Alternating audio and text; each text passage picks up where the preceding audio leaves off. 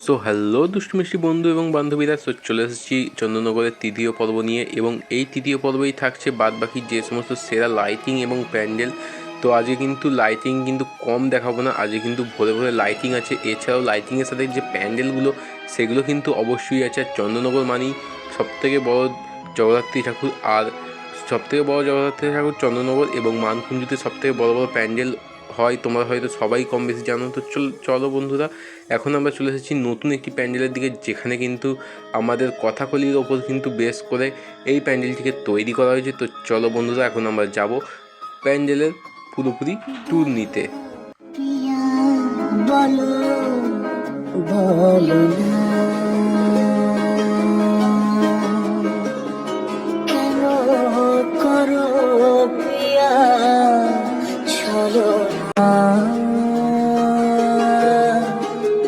মনে মনে দুজনে হৃদয়ের বাঁধনে প্রিয়া তুমি আমার সাত পাকে বাঁধা, সাত পাকে বাঁধা, সাত পাকে বাঁধা, সাত পাকে বাঁধা। বলো প্রিয়া বলো বলো না।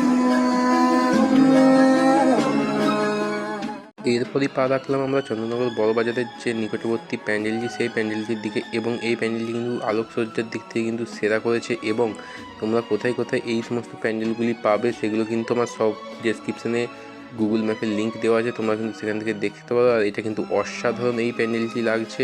তো তোমাদের কেমন লাগছে অবশ্যই কমেন্ট করে জানাও। তোমার আশাতে এই পথ যাওয়া যে আমার ভালো লাগে, এত আলো আর এত খুশি যে আমি দেখিনি আগে। হাত বাড়াবে সামনে তুমি, এর বেশি চাই না আমার। বলো প্রিয়া বলো বলো না।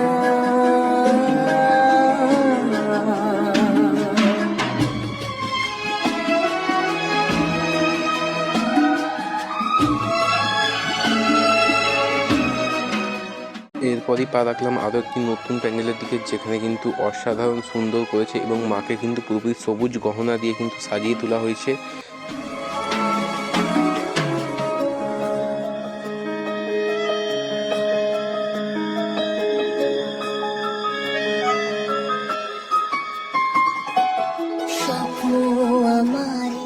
এরপরই চলে এলাম চন্দননগরের একবারের কাছে, স্টেশনের একদম কাছে জগদ্ধাত্রী মন্দির।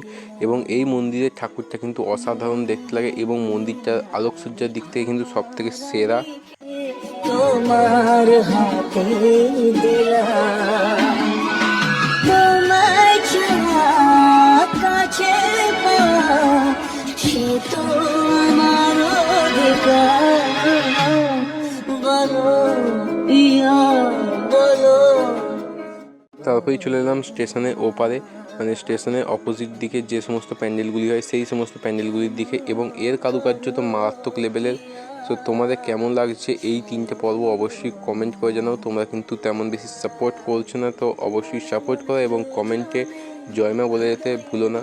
সো এই হচ্ছে তিনটে পর্ব, যে তিনটে পর্বের মধ্যে দিয়ে মানকুঞ্জ থেকে চন্দননগর টোটালটা আমি তোমাদের দেখিয়ে দিলাম। সো একটা সাবস্ক্রাইব এবং একটা তোমাদের মূল্যবান কমেন্ট আশা করি তোমাদের কাছে। তো বেশি লেট করো না, কমেন্ট করো এবং লাইক করে দিও। তো চলো বন্ধুরা, এটা হচ্ছে এই পর্বের শেষ প্যান্ডেল।